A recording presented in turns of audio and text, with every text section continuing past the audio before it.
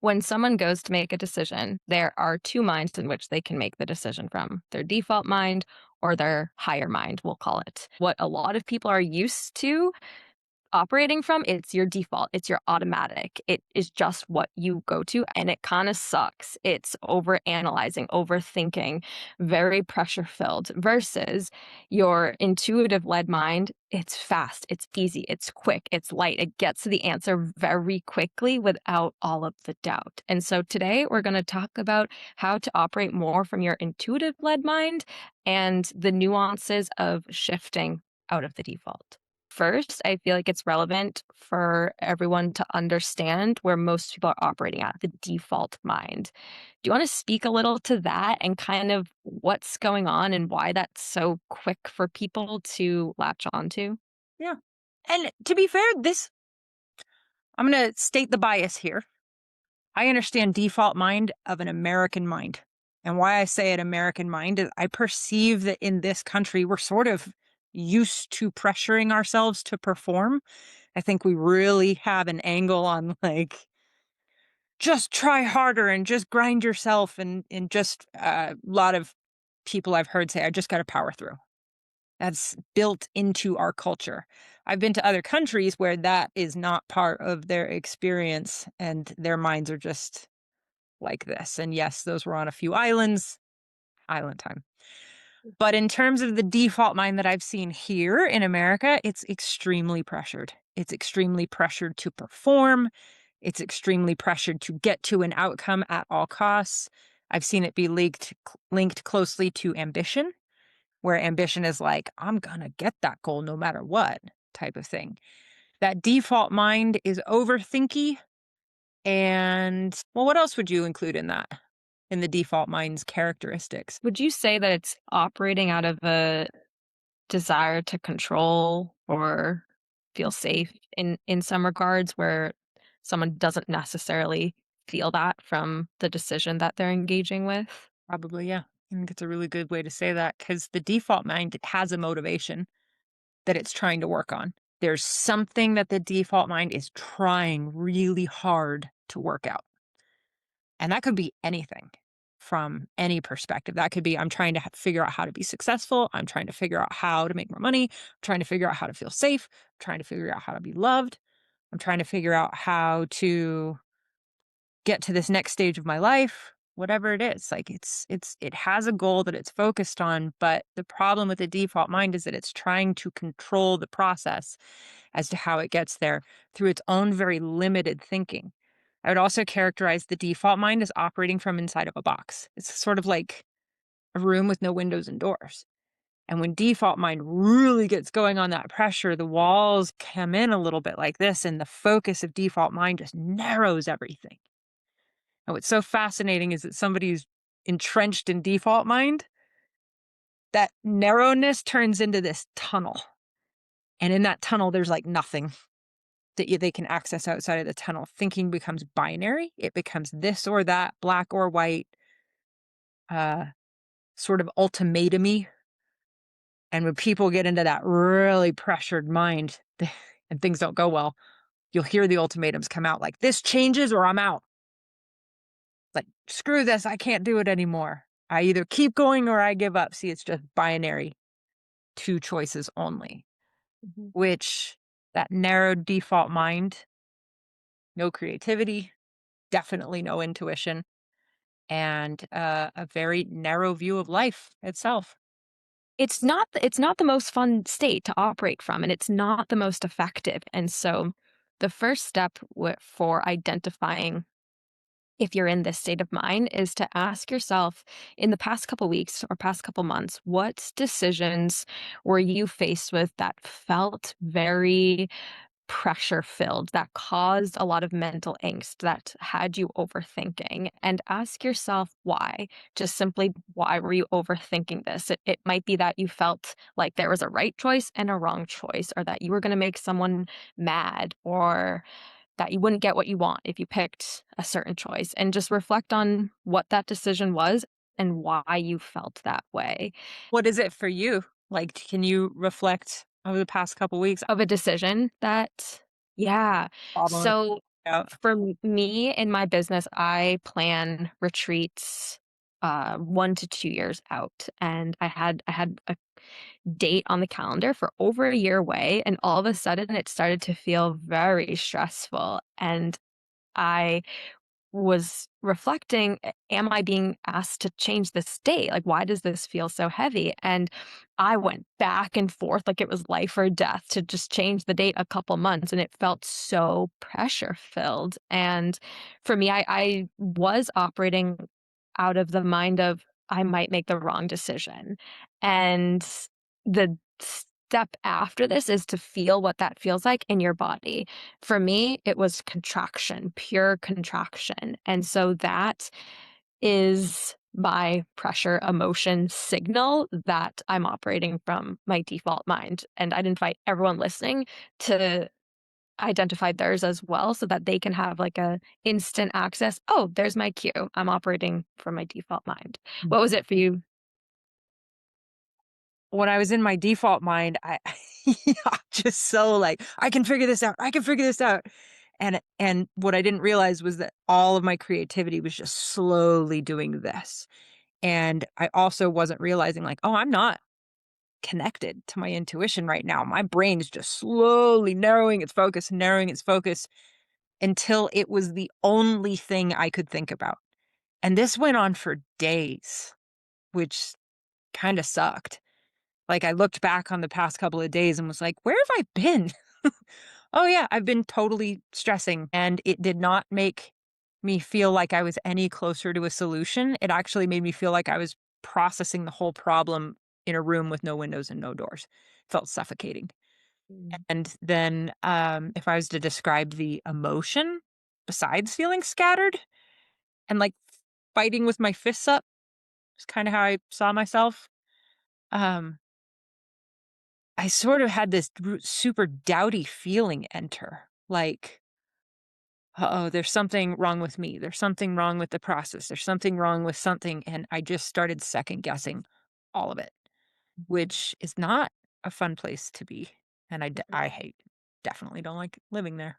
And it's not strategic, and we love strategic when it comes to creating optimal results in our life. And so the strategic answer for all of this is to allow yourself to more readily, more quickly, and more often tap into your intuition led mind instead of this default mind. Now we want to talk about how you can tap more quickly into the intuition based mind and actually what that is and why that might be helpful for you. Yeah, super quickly on this one that the intuition-based mind, if you're new to the concept of intuition, uh, somebody on our comments on one of the videos we posted left this comment, "What are y'all smoking?" Intuition.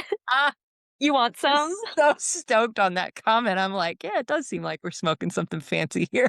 Or not. But in terms of intuition mindset, what this means is you have a part of your brain that is super intelligent, that it's designed to work out details in the background. It's part of your subconscious mind. You already get intuitive insights. I don't care who you are. Here's how it shows up. It happens in the shower when you're just sort of, oh, da, da, da, da, and then a thought comes out of nowhere. That's an intuitive insight. It happens when you're driving, when you're just cruising along the road, not really thinking about anything, and then a thought pops into your brain. That's intuition. It looks like an epiphany, an aha moment, just something that feels like it appeared out of nowhere. It didn't come out of nowhere, by the way. Your brain was just utilizing its cognitive capacity in the background of your experience to work out a problem so that when it was fully baked, ding, that insight came forward and just told you what your next best step is. So intuition by defined or by definition doesn't really show its work. It just lands on the next best step once that next best step is fully baked. But in order to access an intuitive mind, you have to give it the right conditions. Anybody who's a baker out there, I'm in my sourdough era. You have to have the right conditions for the thing to turn out properly, and you can't force fit the process. You can't force fit the sourdough loaf to rise until it's ready to do that. Intuition's kind of the same way. So In all of this, the difference between your pressure filled mind and your intuitive based mind is that this one is super strategic because it's working out the next best steps with as minimal extra work as possible. When we're in our pressured mind, we're like throwing spaghetti at the wall. Maybe I should try this. Maybe I should try that. Maybe that's not that next best step. And if you're an entrepreneur, so many shiny things are trying to tell you this is what you have to do. And if you've ever tried to do all the things, you'll realize very quickly that's not strategic. You come into the intuitive mind, and the steps are more measured according to what is truly going to build momentum for you. Yeah, and at the end of the day, my desire for people is that they can make the switch from the default into the intuition mind, and it is easier than you think it might be because once you start doing it and once you feel it and get that felt sense, at least for me, I can see it visually of like, "Oh, yeah, this mind," and, "Oh, yeah, this mind," and it's it becomes more, habitual, and a way for people to start to conceptualize this mind is to think of some decisions in the past couple weeks or days that have felt easy and light, and why did they feel easy and light? And what emotion were you feeling when you were in that complete relaxation and trust with your decision? Hmm. This is going to be fun. Are we going to tell them Tell them. about the intuitive emotion shortcut? Yeah. This is cool. So, we've been conceptualizing the two minds default mind, overthinking, pressured, spinny, uh, has a difficult time accessing creativity, thinks in very black and white terms. Sort of just, if you're listening, imagine that brain for you. Imagine like walking into a room with your default mind in it. And for the visual people, you may find that it's like super cluttered inside or it's noisy for me, since I have an auditory type of intuition. It sounds like there's too many voices all talking at once. And so the default mind is maybe I should do this, maybe I should do that. And it just feels pressured and heavy. So if you can imagine, that's your default mind. And if you walk into another room, try to imagine it. This is your intuition based mind where thought arrives differently. It doesn't necessarily arrive in this linear process. It arrives when the insight's ready, when it's baked. And it arrives as a knowing. You feel the answer that comes in. And as we said, it also changes a little bit of how your memory works too. You will remember that intuitive insight as being something special. It's it's different than your other thoughts. So when you walk into your intuitive based mind and thoughts arrive differently and things feel more calm, maybe think of the last time you got that aha insight or epiphany. How does that feel to you?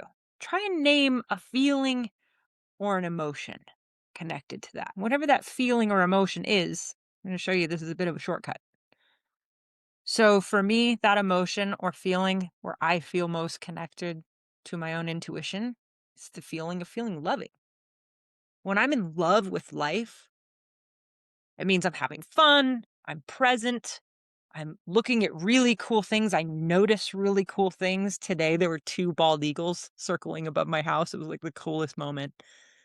You just notice the little things, or at least for me, that's how I feel when I'm most relaxed and when I'm closest to my intuition. And so, kind of stepping out of that intuitive mind or just going about through my day, the shortcut would be every time I feel loving, I'm more connected to my intuition. So I know you've got a shortcut emotion too. What is it? Yeah, for me, it's lightness, feeling light. I just feel like nothing can touch me. Like no circumstance can shake me. I'm just happy go lucky, very lighthearted. Everything is just "Oh, no big deal. That's amazing." And it just feels like that's sprinkled everywhere in my day. And it's I'm thinking now it's twofold because it's one, cultivating that feeling from within, but then it's also helping yourself out and being bringing awareness into what things, people, places, environments naturally bring out that intuitive emotion, loving, lightness, and permissioning yourself and actually ordering yourself to go do more of those things and just on repeat. It is truly strategic. Your brain does not operate well when it's pressured. And controversial thought, I'm gonna say it anyways, we get dumber the more pressured our mind is. We Mhm. actually start to lose, I don't think we lose intelligence because I don't think that's possible, but you lose access to that intelligence.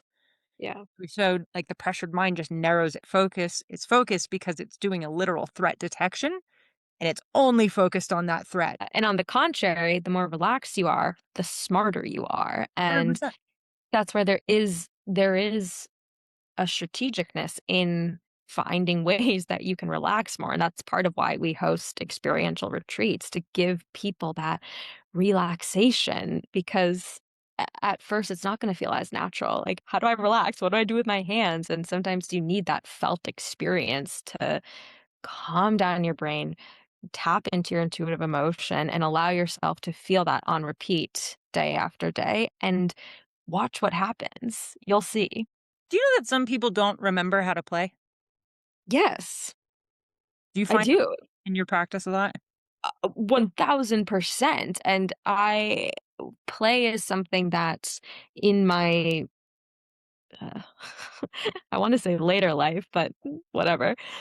It's play is something that I've gotten more intimate with the older I've gotten. Hmm. And it used to be something that was harder for me to access. And I think that's why it's so important for me to go to now. And Take play very my seriously, don't you? what? You take play very seriously, don't you? Very I love seriously. it. And it just play seemed to be something that I was naturally good at showing people how to do. And so it very quickly became part of my work. And I didn't even realize how important that was for people to remember how to play. But as we're saying now, it's one of the most intelligent things that you can do. Can confirm hanging out with Hannah, you become more playful. It's true. So, if anybody is considering an entrepreneurial path, like you can't do entrepreneurialism without intuition, I'm convinced. And all of our favorite entrepreneurs, people who've done or invented some really cool stuff, every single one of them has used their intuition to get there. Some famous examples is Oprah very much credits her success to her intuition. She would get still.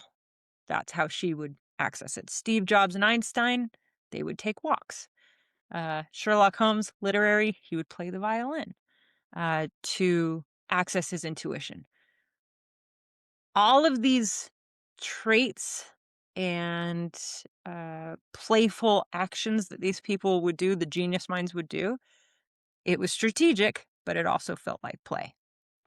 So for anybody who's stepping into this entrepreneurial venture, like you're not going to make the money you want if you're constantly beating your brain into submission. You're not going to be able to get there because being an entrepreneur means you're always accessing the most creative parts of yourself to create your next offering, your next invitation, whatever it is. So for anybody out there who's done with the relying on corporate paychecks for every 2 weeks and is taking the big leap and the big adventure, like, here's your sign. Get your butt to your intuition as quickly as possible, and please understand how you play. And it's kinda interesting, I didn't know how to play until somebody had given me, wink, permission to play more. But at first I thought like, "Oh, I need to play like Hannah plays." And Hannah's play is very luxurious. It's so much fun. It's girls' weekends and spa dates and pizza and prosecco, and I just absolutely adore it. Sounds about right. Yeah. So, I tried that on, and that was super duper fun, and I was kinda like, "That's how Hannah likes to play. How do I like to play?" And I like to play, um, in other people's ways and try them on a lot, which is super fun. Highly recommend if you're discerning your own play style. But the way that I like to play, a super duper nerd, man. Like, I'll sit down with a book and I'll dive into the storyline and I'll just connect immediately with the character. Or I love movies, same reason, storylines and the adventure piece and things like that. Um, Anything that takes my mind on a journey is how I play. And so when you're first learning how to play, and if you've been your own best dictator for a while, just be really patient with yourself. Because to apply pressure to play, that's the Won't default work. mind doing its thing again, right? It's like trying to figure something out. So, highly recommend trying to find your own play style, but I think that takes a lot of experimentation. I really do. That's why I fully condone, like, go hang out with your friends, ask them how they play, try it on, see what works for you. If something doesn't work, don't beat yourself up. "I'm just not fun," is what I used to say at the beginning. And then I realized, "Oh, I'm just play a little bit differently." Mhm. And what would you say has shifted for you since you learned how to relax and step more into that play? That my relaxation time is actually more active than I would have expected. It's kind of interesting. My mind stays really active in that relaxed play. I know it sounds a little bit paradoxical. My husband's the same way. You ask him how he plays, and it's like on the side of a mountain, hiking 100 Mammy miles a Jennies. week. Huh? Mammy Jennies. Oh, yeah. Like his style of play and his style of relaxation is super duper active. So I think that's where people get this, like, click in their brain of, "I have to learn how to relax," and they go on Instagram and find out how some influencer's telling them to do it, and it doesn't quite fit them right, so then they don't continue to explore it. I know for me, I was just like, "Well, apparently I'm not playful," and I adopted that, which, wasn't true. Mhm. Yeah, it sounds like it connects you more back into you too, you know? So, authentic expressions. I think another way to check out your play styles. What'd you do when you were a kid? Like, what did you do, Hannah, when you played as a kid? Climb trees and Yes. do, like, make-believe games with my neighborhood, and also want to my mom used to get mad at me as a kid because my siblings would all be watching TV, and I would just go in to where the adults were, and I was like, "Let's chat," and, I would wanna have deep conversations, and they were like, "Can you just go watch TV?" And I was like, "No, I wanna, like, stimulate my mind with conversation." I still love stimulating my mind with conversation. That's one of my favorite ways to play, actually. Are you playing right now? Yes. The other thing about being an entrepreneur that I'm just thrilled with to tell the world is when you finally lock into what you want to offer the world as an entrepreneur, ideally, it doesn't feel like work. Ideally, and I call these your callings. Like your calling, like you're unique. Everybody's unique. Everyone has some unique thing that they could give to the world based in their intuition, because your intuition totally knows what that thing is. And once you walk into what your offering is, A, you get to be a nerd every day of your life. You get paid for it.